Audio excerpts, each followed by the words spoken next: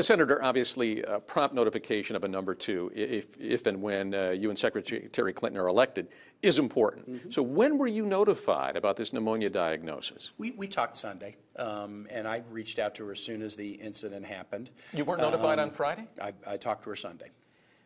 Don't you think that that is maybe a little delayed, given what could have been the seriousness of the issue?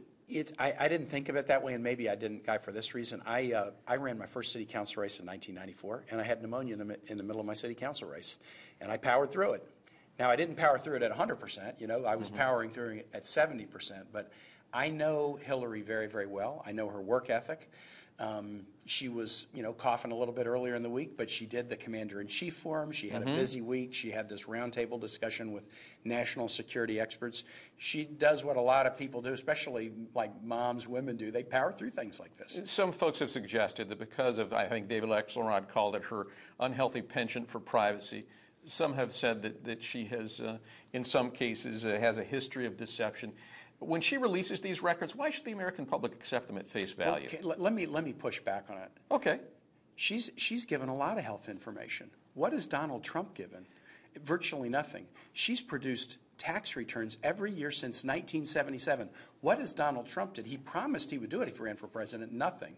So if you're going to talk about, you know, who has a penchant for privacy, all right, let's make it Hillary Clinton. Let's make it for both candidates then. Is it time, as the New York Times suggested today, for both candidates to give unredacted medical records to a neutral third party for review and evaluation, similar to what John McCain did back in 2008? Can I tell you, Hillary Clinton would gladly do anything if Donald Trump would be forced to do it too. But what's unfair is for her, if Donald Trump were forced to do it, of course. That kind of disclosure. Absolutely. What is unfair is for her to disclose so much and then be criticized for why can't you do more with people giving Donald Trump a pass. I mean, he's had a pass on the tax returns. I'm not giving him a pass. Well, I think that he should be subject to the same. And I agree with that. And I agree with that, especially given the fact that he promised to do the tax returns. And the health records that he have released is basically a letter that a doctor said I wrote in 5 minutes when the limo was waiting outside and I wanted to make my patient happy. Come on, I think the American public is entitled to more. But whatever the even Steven standard is, I know Hillary Clinton will be glad to meet it. Okay, let's talk a little bit about college affordability. Went to the website. I know you're going to be talking a lot about it, so we'll get the details today. But in terms of what the cost of this this new entitlement would be, do we have a cost estimate? Because I couldn't find one on your website. Yeah, well, we've told you on the website and in the book that I'm going to bring out today, we talked about how we're going to pay for it. It is costly. But guess what? Other nations that have much lower GDPs than we do, they do this. They do debt-free college because they have made a priority judgment that the education of the workforce is the way they're going to be successful. So here's what we've said. Two things. We're going to make a guarantee to families debt-free college. And second, if your families are making less than $125,000, which would be about 90% of Michigan families, you could get in-state tuition for free, tuition at the in-state level for free. How are we going to pay for it? We're going to go to where the growth has been in the economy. Our economy's growing again. That's great. But the growth has been concentrated among biggest companies, financial institutions, and folks at the top end. We're going to say anybody whose family's $250,000 or less pays no more taxes, but there will be higher taxes at the top end, and we'll plow that back into supporting educational programs. Okay, but I still didn't hear an overall cost estimate. How many billions are we talking about? And also, how do we make sure that universities don't use this as a blank check to ignore cost containment? Yeah, no, look, that we absolutely have to do that. If we can't do this and then have colleges just run up costs, and costs are going up, but for the reason you know. A state like Michigan, for example, has dramatically reduced state funding to education. And when that happens, it just falls on the shoulders of families.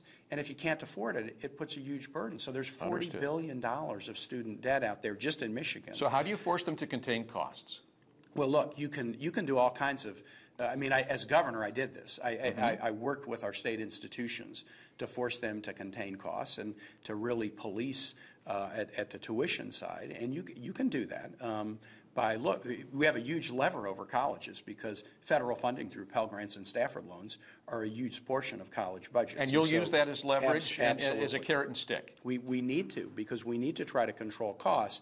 But colleges are put in a funny position when the state cuts the state funding to colleges, No, then understood. it becomes obviously very difficult, and they do have to pass it on to There's families. also an inherent inequity here. I mean, a college like University of Michigan charges higher tuition Yep. than perhaps Saginaw Valley State. So how do you rectify that inequity between families? Because one will get a much larger entitlement than the other one based on how they did on test scores. Well, but the key is students go to all kinds of different colleges. One of the real elements of genius of our higher ed system is that not all colleges are the same. That, you know, some students do better at small, some at large, some at public, some at private. And so you have to have a program that works to maintain debt-free for all, but that's why we set it as at an in-state tuition level and say if your family is under that level, then we will make sure that you get free tuition. And that's step two. The first step is the debt-free promise. In terms of making sure that this is available to all families, how do you equalize what the benefit is, or don't you?